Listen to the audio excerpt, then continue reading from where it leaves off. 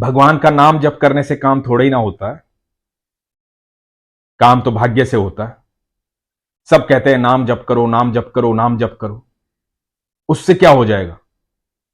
अरे मेरे भाग्य में लिखा होगा तभी तो होगा, मेरे भाग्य में ही नहीं है।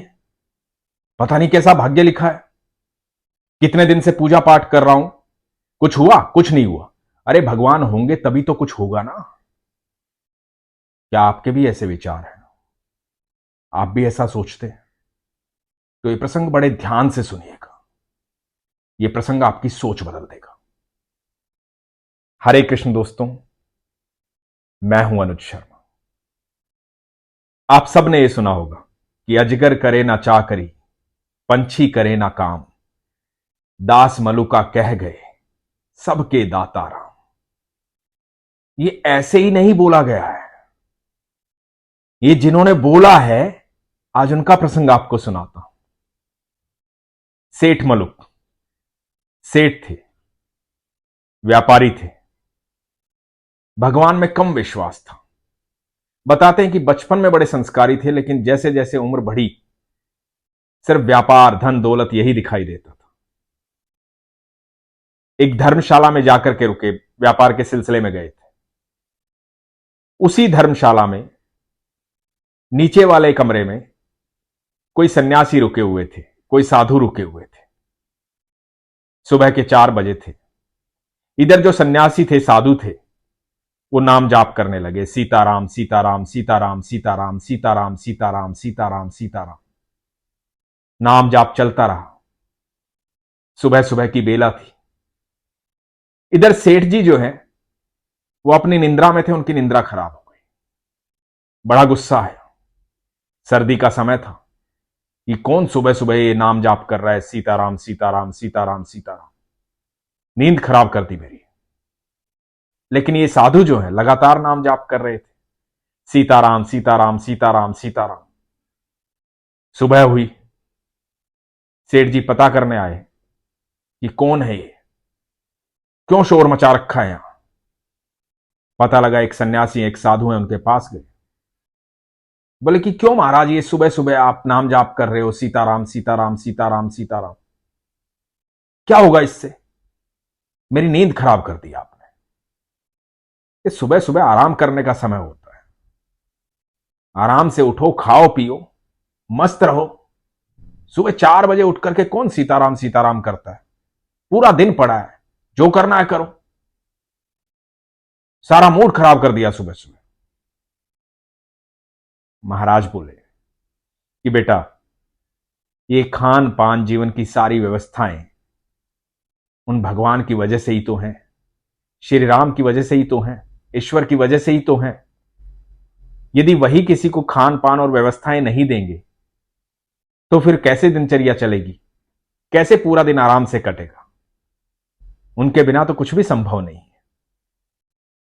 तो सेठ ने कहा कि अच्छा, तो आप ये कह रहे हो कि आपके नाम जपने से ही आपकी दिनचर्या चलती है, सारी व्यवस्थाएं होती है, कुछ भी मन में आता है कुछ भी कह देते हो अपनी सहूलियत के लिए, कुछ काम धंधा आपको करना नहीं है, नाम जाप करना है, बस ये ढोंग करना है, कुछ काम धंधा नहीं करना है आपको। ऐसे ही व्यवस्थाएं नहीं बनती, काम धंधा करना होता है, मेहनत करनी होती है। जब मेहनत करते हैं ना तो आपका भाग्य चमकता है, धन आता है, उससे व्यवस्थाएं बनती हैं। नाम जाप करने से व्यवस्थाएं नहीं बनती। तो महाराज ने बड़े शांत स्वभाव से कहा कि सारी व्यवस्थाएं नाम जाप करने से ही बनती। जो भोजन हम करते हैं वो ईश्वर ही हमें देते हैं, तभी हम कर पाते हैं। तो सेठ जी बोले कि ठीक है, तो मैं तुम्हें 24 घंटे का समय देता हूं। मेरी नजर में तो भगवान होता नहीं, लेकिन यदि तुम कहते हो कि भगवान होता है और वही सब कुछ देता है, तो मैं 24 घंटे का समय देता हूं। 24 घंटे में अपने भगवान को बोले कि मुझे भोजन करवाए, मैं कुछ भी नहीं करूंगा। यदि तुम्हारे भगवान ने मुझे भोजन करवा दिया तो मैं जिंदगी भर के लिए तुम्हारा शिष्य बन जाऊंगा, और यदि भगवान ने भोजन नहीं करवाया तो तुम मेरे शिष्य बन जाना। तो महाराज ने कहा कि ठीक है, जैसी आपकी इच्छा, ऐसा कर लीजिए। अब सेठ जी ने सोचा कि मैं यहां रहूंगा तो भोजन को देख करके इच्छा जागृत होगी, भूख लगेगी, क्या पता मैं भोजन कर ही लूं, या कोई आकर के कुछ भी दे जाएगा, प्रसाद दे जाएगा, कुछ भी दे जाएगा और मैं गलती से खा ही लूं।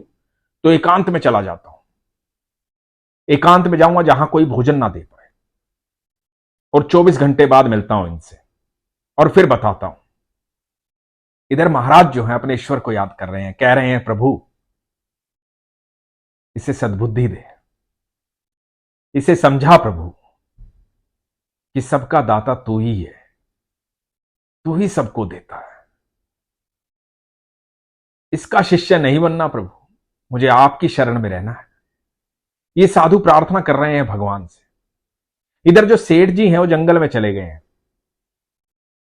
वहां से थोड़ा सा दूर एक पेड़ पर जाकर के, बड़ के पेड़ पर जाकर के बैठ जाते कि यहां बैठा रहूंगा। अब यहां कहां से खाना आएगा, कौन खाना खिलाएगा? कल जब पूरे 24 घंटे बीत जाएंगे तब जाऊंगा और फिर बताऊंगा कि देखो कुछ नहीं दिया तुम्हारे भगवान ने, अब बन जाओ शिष्य। इधर ये पेड़ पे बैठे हुए हैं। थोड़ी देर बाद क्या देखते हैं, कुछ बंजारे आए। उन बंजारों ने वहां पर अपना भोजन तैयार करना शुरू किया। थोड़ी देर के लिए विश्राम के लिए रुके थे। बंजारे तो ऐसे ही होते हैं, कभी कहीं कभी कहीं। तो उस पेड़ के नीचे वो अपना भोजन तैयार करने लगे और भोजन तैयार होने लगा। इधर ये सेठ बैठे हुए हैं। इन्होंने कहा कि कुछ भी हो जाए नीचे नहीं उतरूंगा, कितनी भी अच्छी खुशबू आए भोजन नहीं करूंगा। और जब भोजन मैं ही नहीं करना चाहूंगा तो मुझे कौन करवा सकता है? बस कल सुबह की तो बात है, कल 24 घंटे बीत जाएंगे पर भोजन नहीं करूंगा। इधर बंजारों का भोजन तैयार हुआ और दूर से आवाज आई कि जैसे बहुत सारे घोड़े आ रहे हैं। पुराना जमाना था, डाकू इस तरह से आते थे, डकैत इस तरह से आते थे। बंजारों ने सोचा कि डकैत आ गए हैं, डाकू आ गए हैं। वो अपना सामान उठा करके भाग गए, भोजन वहीं रह गया। पीछे से डकैत आ गए, बहुत सारे घोड़े आ गए। डकैतों ने देखा कि यहां तो भोजन तैयार रखा हुआ है। तो डकैतों ने सरदार से कहा कि सरदार आज तो बड़ी अच्छी व्यवस्था है, गर्मा गर्म भोजन तैयार है, पहले भोजन कर लेते हैं फिर आगे चलते हैं। तो सरदार ने कहा कि नहीं, ये कोई जाल बिछाया गया है, किसी ने हमारे खिलाफ जाल बिछाया है। किसी को पता था कि हम यहां से गुजरेंगे, ये भोजन रास्ते में रखा है, इसमें जहर मिलाया होगा। हम भोजन खाएंगे और हम मर जाएंगे, यही तो सामने वाला चाहता है।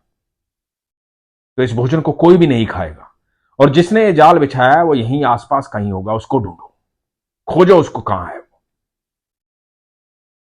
अब सारे डाकू खोजने लगे।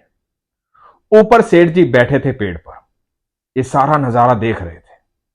घबरा गए, डर गए। उस हड़बड़ाहट में उनके शरीर में थोड़ी हलचल हुई। हलचल होने के कारण नीचे खड़े डकैतों को पता लगा कि शायद कोई ऊपर है। ऊपर देखा तो सेठ जी बैठे हुए। सेठ जी को नीचे उतारा। सेठ जी घबरा गए। सेठ जी ने कहा कि आप मुझे गोली मत मारना, मुझे जान से मत मारना, मेरी कोई गलती नहीं है, ना मैंने ये भोजन रखा, मैंने कुछ नहीं किया। तो सरदार ने कहा कि कोई बात नहीं, हम गोली नहीं मारेंगे, तुमने ये जो जाल बिछाया है इसका हमें पता चल गया, अब तुम ये भोजन खाओ, चलो भोजन करो। सेठ जी ने कहा कि नहीं, भोजन तो मैं नहीं करूंगा, भोजन तो मुझे करना ही नहीं है। तो सरदार ने कहा कि देखा, मैंने कहा था इसमें जहर मिलाया हुआ है, इसी व्यक्ति ने जहर मिलाया है, इसीलिए नहीं खा रहा है, अब तो भोजन इसे खाना पड़ेगा। तो सेठ जी ने कहा कि मैं भोजन नहीं खाऊंगा, मैंने तो कसम खाई है मैं भोजन नहीं खाऊंगा, मुझे भोजन नहीं करना है। तो सरदार ने कहा कि तुम क्यों नहीं करोगे भोजन, तुम्हें तो भोजन करवाया जाएगा, इसके हाथ पैर बांधो, इसे भोजन करवाओ। भोजन में विष मिलाता है, हमारे खिलाफ जाल फैलाता है, हमें पकड़ना चाहता है, आज इसकी सारी अकड़ निकालेंगे। और बाकी डाकू सेठ के हाथ पैर पकड़ते हैं और उसे भोजन खिलाते हैं। जब भोजन खा लिया जाता है और सेठ जी को कुछ नहीं होता है, तो डाकुओं का सरदार बोलता है कि इसे तो कुछ भी नहीं हुआ। तो सेठ जी कहते हैं मैंने तो पहले ही आपसे कहा था कि भोजन मैंने नहीं बनाया, ना मैंने रखा है यहां पे, आपने जबरदस्ती मुझे भोजन करवा दिया। इसमें कोई विष नहीं है, विष होता तो मैं मर जाता ना, लेकिन मैं तो आपके सामने हूं। तो सरदार ने कहा कि फिर तुमने क्यों मना किया भोजन करने से, तुमने क्यों कहा कि मैं भोजन नहीं करूंगा। तो सेठ जी ने सारा वृतांत बताया कि किस तरह से मैं धर्मशाला में रुका था, किस तरह से वो साधु वहां पर थे। उन साधु ने कहा कि नाम जाप करने से, भगवान का नाम लेने से हर चीज की प्राप्ति हो सकती है। और मैंने कहा कि नहीं, ये संभव नहीं है, भगवान नहीं होते हैं। और देखिए उनकी बात सत्य हुई। किस तरह से आप आए, किस तरह से मुझे भोजन करवाया। आज मुझे यकीन हो गया है कि सबके दाता राम है। अजगर करे ना चाकरी, पंछी करे ना काम, दास मलुका कह गए सबके दाता राम। ये सेठ जी संत मलुक दास जी थे, भगवान के अनन्य भक्त। बताते हैं कि 108 साल तक इस धरती पर रहे, बहुत कुछ लिखा, भगवान के अनन्य भक्त हुए, ईश्वर से बेहद प्रेम करते थे। एक नाम जाप करने की बहस पर पूरा जीवन बदल गया। जो लोग ये कहते हैं ना कि भगवान का नाम लेने से, आराधना करने से कुछ नहीं होता, उनको मैं कहता हूं एक बार विश्वास करके तो देखो। आपका नाम जाप करने से आपके शरीर की ऊर्जा सकारात्मक हो जाती है। सिर्फ आपकी ऊर्जा सकारात्मक नहीं होती, आपके आसपास की ऊर्जा बदल जाती है। और जब आपके आसपास की ऊर्जा बदल जाती है तो ऐसी कोई चीज नहीं होती जो असंभव होती है, क्योंकि मेरे ईश्वर के शब्दकोश में असंभव शब्द ही नहीं है। आपने कभी सोचा है कि जंगलों में इतने बड़े बड़े पेड़ लगे होते हैं, बड़े तरीके से लगे होते हैं, कौन आकर के उनको जल देता है? जितने भी जीव इस अनंत ब्रह्मांड में है ना, एक छोटी सी चींटी, उसकी जो पदचाप होती है ना, वो जब चलती है और जो आहट होती है चींटी की पदचाप, उसे भी सुनता है मेरा ठाकुर। एक बार विश्वास करके देखो, और जिस दिन आप विश्वास करना शुरू कर देंगे ना, आपके जीवन में पल प्रतिपल चमत्कार होने शुरू हो जाएंगे।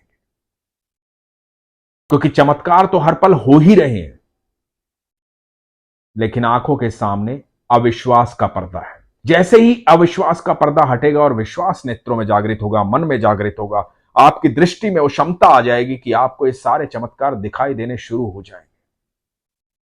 एक अदृश्य शक्ति आपके चारों तरफ एक घेरा बना देगी, जिससे आप सुरक्षित रहेंगे। इतनी सकारात्मक ऊर्जा का प्रवाह आपके शरीर से होगा, आपकी वाणी से होगा, कि लोगों के जीवन बदलने शुरू हो जाएंगे। आपके चेहरे पर एक अद्भुत तेज आएगा, आपकी ऊर्जा में वो क्षमता आ जाएगी कि आपसे मिलकर के कितना भी नकारात्मक व्यक्ति हो, वो सकारात्मक हो जाएगा। क्योंकि जब आप ईश्वर के करीब जाते हैं तो ईश्वर की ऊर्जा से जुड़ जाते हैं, आप ईश्वर के प्रिय हो जाते हैं। ईश्वर आपको सारी क्षमताएं प्रदान करते हैं। इसलिए एक बार विश्वास करके देखिए, फिर देखिए हर पल चमत्कार। इसीलिए हमेशा कहता हूं, अपने विश्वास को मजबूत रखिए, अपना ख्याल रखिए। हरे कृष्ण।